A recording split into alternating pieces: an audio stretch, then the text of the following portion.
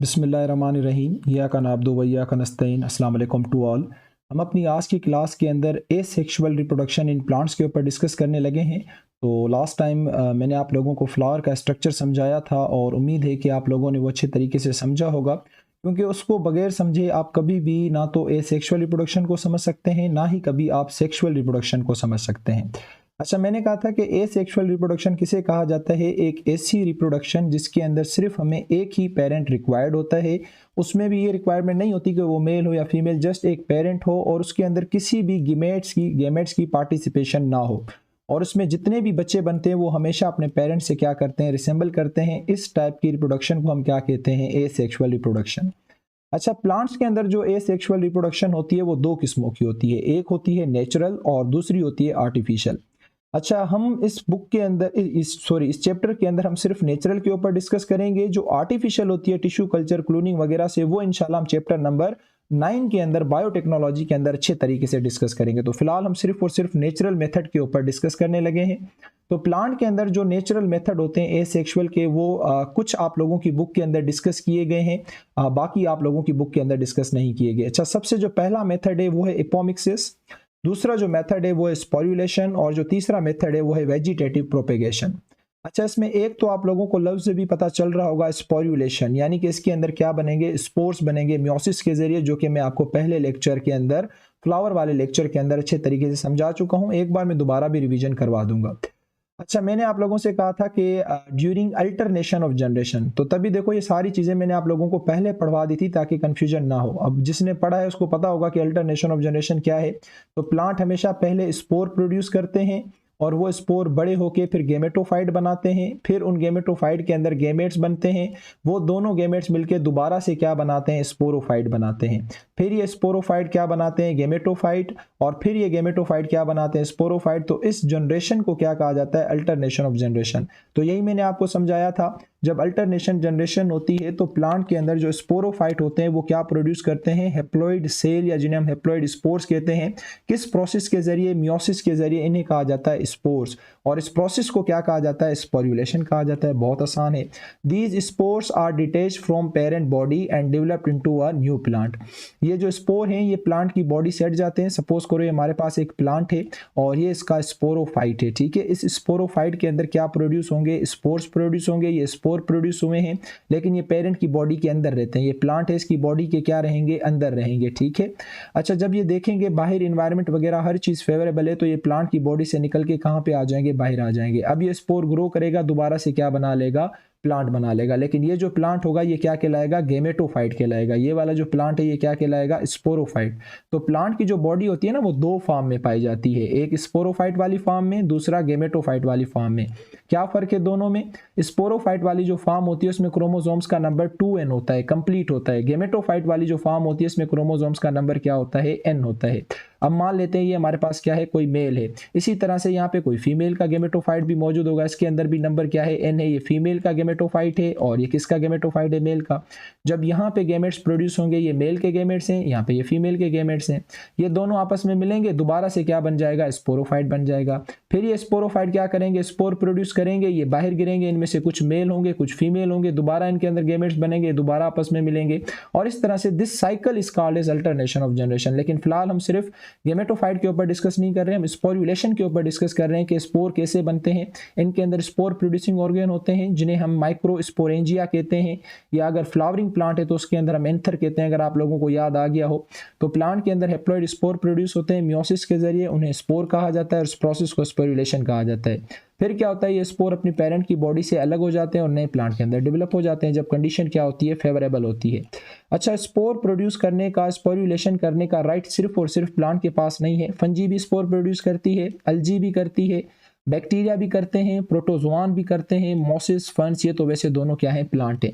और उसके अलावा बाकी जितने प्लांट्स हैं वो सारे के सारे स्पोर्स प्रोड्यूस करने की सलाहियत रखते हैं। लेकिन उसके अलावा फंजी, अलजी, बैक्टीरिया, प्रोटोजोआन, ये भी कुछ ऑर्गेनाइज्म हैं जो कि स्पोर प्रोड्यूस करने की सलाहियत रखते हैं। तो मुझे उम्मीद है कि स्पोरुलेशन जो है वो आप लोगों को अच्छे तरीके से समझ आ गया होगा। अच्छा, नेक्स्ट हमारे पास जो रिप्रोडक्शन है वो है एपोमिक्सिस। अब इसको जो है समझने के लिए आप लोग थोड़ा सा अटेंटिव हो जाएं, थोड़ा सा होशियार हो जाएं। अच्छा देखो, होता ये है, अब समझना इस बात को, होता ये है कि मैंने आपसे कहा था कि ये फॉर सपोज करो हमारे पास मेल का पार्ट है, ठीक है, मेल रिप्रोडक्टिव पार्ट है, ये इसके एंथर हैं और ये इसका क्या है, फिलामेंट है। आप भी मेरे साथ दिल में पढ़ते जाएं ताकि आप लोगों की रिवीजन हो जाए। और ये जो है ये हमारे पास क्या हो सकती है, ये हमारे पास एक पूरा का पूरा जो है वो फीमेल पार्ट हो सकता है, ठीक है। ये स्टिग्मा है जहाँ पे पोलन ग्रेन गिरेंगे, ये स्टाइल है जहाँ पे पोलन ट्यूब बनेगी, और ये पूरी की पूरी ओवरी, और ये ओवरी के अंदर क्या मौजूद है, ओव्यूल, और ओव्यूल के अंदर एम्ब्रियो सेक मौजूद है। ये अंदर जो बना रहा हूँ ये एम्ब्रियो सेक है जो कि गेमेटोफाइट है। अच्छा, अब होता कैसे नॉर्मल, मैं आपको पहले प्रोसेस बताता हूँ फिर एपोमिक्सिस बताऊंगा। नॉर्मल क्या होता है कि यहाँ से पोलन ग्रेन निकलेंगे, मान लेते हैं ये पोलन ग्रेन है, ये पोलन ग्रेन निकला और सबसे पहले कहाँ पे आया, स्टिग्मा में। गौर से समझना। अच्छा, जब स्टिग्मा के अंदर ये पोलन ग्रेन आएगा तो मैंने बताया कि इस पोलन ग्रेन के अंदर दो चीज़ें बनेगी, एक तो बनेंगे स्पम्स और दूसरी बनेगी पोलन ट्यूब। तो पोलन ट्यूब क्या करेगी, यहाँ से निकलेगी स्टाइल से होती हुई सीधा इस आके ओव्यूल के अंदर खुलेगी, और ताकि क्यों यहाँ पे पोलन ट्यूब बनती है, ताकि ये स्पम को यहाँ से लेके सीधा कहाँ आ जाए, ओव्यूल के अंदर आ जाए। और ये अगर मैं ओव्यूल बड़ा करके बनाऊं तो इस ओव्यूल के अंदर ये क्या पड़ा हुआ है, एम्ब्रियो सेक, और इस एम्ब्रियो सेक के अंदर ये पड़ा हुआ है ओवम, ठीक है। और ये ऊपर से क्या आ रही है, ये आ रही है पोलन ट्यूब आ रही है, और इस पोलन ट्यूब के अंदर ये क्या मौजूद है, ये पूरा का पूरा स्पम मौजूद है, ठीक है।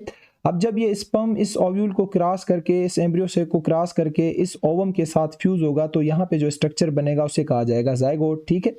जैसे जायगोट बनता है तो ये जो पूरा का पूरा ओव्यूल है, याद रखना ये पूरा का पूरा जो आप लोगों का क्या है, ओव्यूल है, ये पूरा का पूरा ओव्यूल सीड में कन्वर्ट हो जाता है। तो यहाँ पे आपको सीड को डिफाइन करने का भी तरीका आ गया कि सीड किसे कहा जाता है, सीड कहा जाता है राइपेंड ओव्यूल को। फर्टिलाइजेशन के बाद जब फर्टिलाइजेशन होती है, ये स्पर्म और ओवम जब आपस में मिलेंगे इसे फर्टिलाइजेशन कहा जाता है ना। तो जब फर्टिलाइजेशन होगी तो ये पूरा का पूरा जो आपका ओव्यूल है ये किस में कन्वर्ट हो जाता है, सीड के अंदर। और ये जो बाहर पूरी की पूरी ओवरी है, ये पूरी की पूरी ओवरी किस में कन्वर्ट हो जाएगी, फ्रूट के अंदर। तो जो फ्रूट हम खाते हैं ना, तो समझो कि वो हम प्लांट की क्या खाते हैं, ओवरी खाते हैं। और जो सीड बनता है ना, सीड वो कहाँ से बनता है, जब फर्टिलाइजेशन हो जाती है। मैं क्या कह रहा हूँ, जब स्पर्म ओवम के साथ मिल जाएगा और मिलने के बाद ये जो ओव्यूल है ये किस में कन्वर्ट होगा, सीड में। लेकिन अगर ऐसा हो कि ये फर्टिलाइजेशन ना हो, स्पर्म ओवम के साथ ना मिले और ये ओव्यूल जो है ये कन्वर्ट हो जाए सीड के अंदर, बगैर फर्टिलाइजेशन के सीड बन जाए, इस प्रोसेस को क्या कहा जाता है, एपोमिक्सिस कहा जाता है। भाई अगर आप इंसान हो तो आप लोगों को ये बात समझ आ गई होगी। तो इसके बारे में लिखा भी यही हुआ है कि it is entirely different mechanism of asexual reproduction. बहुत ज्यादा डिफरेंट मैकेनिज्म है एसेक्सुअल का। इसमें क्या होता है, formation of seed without fertilisation, बगैर फर्टिलाइजेशन के क्या बन जाता है, सीड बन जाता है। वरना नॉर्मल मैंने आपको बताया ना कि पोलन ट्यूब से स्पर्म आएंगे, ओव्यूल के अंदर जाएंगे, एम्ब्रियो सेक में जाएंगे और ओवम के साथ फ्यूज होंगे, फिर जाके आपका क्या होगा, ये जो ओव्यूल है ये किस में कन्वर्ट होगा, सीड में, फर्टिलाइजेशन के बाद। लेकिन अगर स्पर्म भी ना हो, फर्टिलाइजेशन भी ना हो और अगर सीड बन जाए तो इस प्रोसेस को क्या कहा जाता है, फर्टिलाइजेशन कहा जाता है। अच्छा, ये डिफरेंट हार्मोन्स के कंट्रोल में होता है, तो आप लोगों ने परेशान नहीं होना, अभी से बॉटनिस्ट नहीं बन जाना, अभी से डिटेल आप लोगों ने नहीं पढ़नी। बस याद रखो कि बगैर फर्टिलाइजेशन के अगर सीड बन जाए तो इसे क्या कहा जाता है, एपोमिक्सिस कहा जाता है। तो in this type of reproduction are diploid cell in the ovule. जो ओव्यूल है ना, ओव्यूल के अंदर जो डिप्लॉयड सेल्स मौजूद होते हैं, ठीक है, ये डिप्लॉयड सेल्स क्या होते हैं, डायरेक्ट कन्वर्ट हो जाते हैं किसके अंदर, सीड के अंदर, with the help of different hormones. Plant के मुख्तलिफ हार्मोन होते हैं, चैप्टर 3 में मैं पढ़ा चुका हूँ, तो आप लोग वहाँ से जाके पढ़ भी सकते हैं। तो उन हार्मोन्स की मदद से क्या होता है, ये जो ओव्यूल है इसके अंदर जो डिप्लॉयड सेल जो मौजूद होते हैं, जिनके अंदर क्रोमोसोम्स का नंबर कंप्लीट होता है, वो किस में कन्वर्ट हो जाते हैं, सीड में।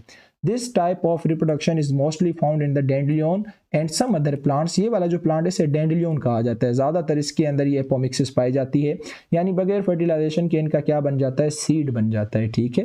ओके, नेक्स्ट जो हमारे पास है वो है वेजिटेटिव प्रोपेगेशन। बहुत आसान सी जो है वो रिप्रोडक्शन की टाइप है। आप लोगों ने देखा होगा कभी कभी हमारे घर के अंदर ये प्लांट लगे हुए होते हैं ना। हमारा घर तो सारा प्लांट से भरा हुआ है, तो हम देखते भी रहते हैं और खुद भी उनके अंदर इन्वॉल्व रहते हैं।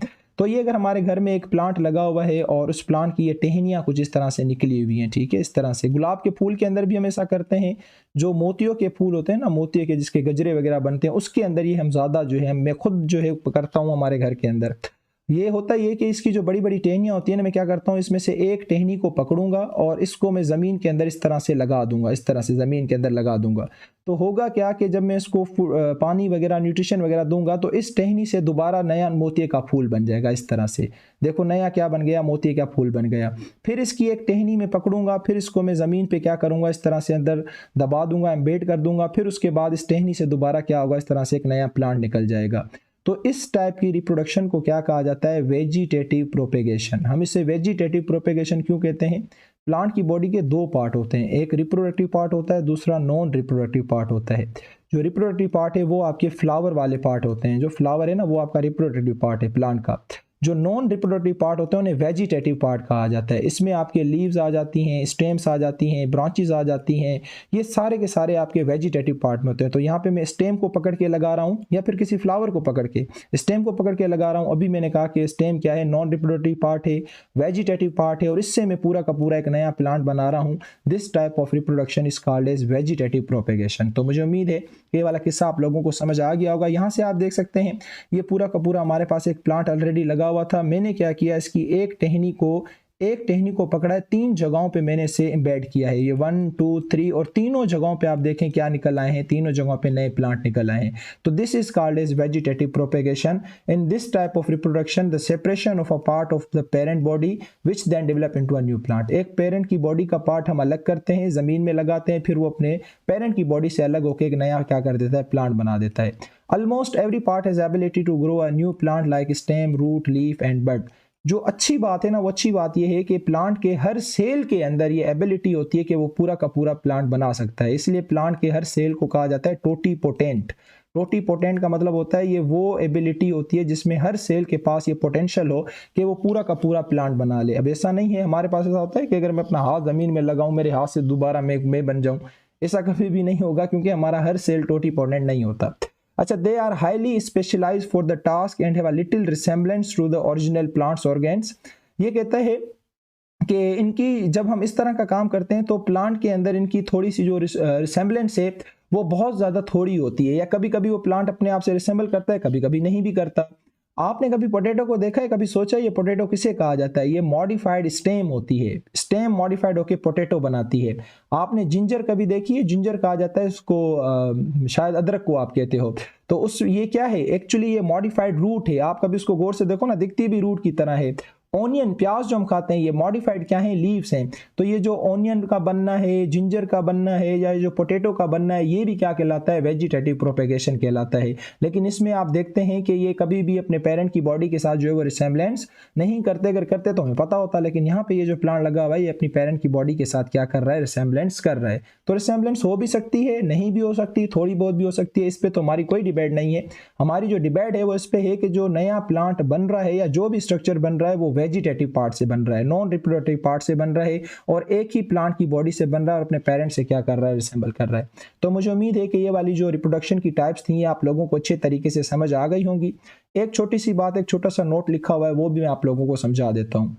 आप अगर गांव में रहते हैं, जो बच्चे गांव में रहते हैं या जिनका इन प्लांट्स वगैरह के साथ या ज़मीन वगैरह के साथ लेना देना होता है, तो आप लोगों ने देखा होगा बाज़ औक़ात ऐसे होता है कि वो प्लांट जिनके जो जैसे गाजर या शलजम वगैरह जो होते हैं, आपको पता है कि ये ज़मीन के अंदर उगते हैं। इनके पत्ते कहाँ होते हैं, बाहर होते हैं, और ये खुद कहाँ होते हैं, अंदर होते हैं। तो जब टेम्परेचर अनफेवरेबल होता है तो ये क्या करते हैं, पत्तों से जितना भी मार मटीरियल होता है वो सारा का सारा अपने वेजिटेटिव पार्ट्स के अंदर क्या कर देते हैं, स्टोर कर देते हैं। इनको फिर स्टोरेज, जिनके अंदर इन्होंने स्टोर किया हुआ है ना, इनको पेरिनेटिंग ऑर्गेन्स कहा जाता है या स्टोरेज ऑर्गन कहा जाता है। फिर होता ही है कि ऊपर जब कंडीशन अनफेवरेबल होती है, टेम्परेचर वगैरह सही नहीं होता, तो ऊपर वाले पार्ट्स, ये जो पार्ट्स होते हैं ये मर जाते हैं। आपने देखा होगा पत्ते सूख जाते हैं, मरने लग जाते हैं, लेकिन अंदर से ये क्या होते हैं, अलाइव होते हैं, जिंदा होते हैं। और ये जिंदा क्यों हैं? क्योंकि इन्होंने यहाँ पे बहुत सारे जो न्यूट्रिशन है, जो न्यूट्रिएंट्स वगैरह हैं, वो सारे के सारे यहाँ पे क्या किए हुए हैं, जमा किए हुए हैं। तो ऐसे ऑर्गन को पेरिनेटिंग ऑर्गन या स्टोरेज ऑर्गन कहा जाता है। और जब कंडीशन फेवरेबल होती है तो ये जो स्टोर किया हुआ मटेरियल है इससे दोबारा अपने लीव्स वगैरह बनाते हैं और दोबारा से पहले जैसे हो जाते हैं। और इस पूरे प्रोसेस को क्या कहा जाता है, पेरिनेशन कहा जाता है। ठीक है, तो पेरिनेशन क्या है, एक ऐसा प्रोसेस है जिसमें ग्रीन पार्ट जो है प्लांट का वो पहले ड्राई हो जाता है।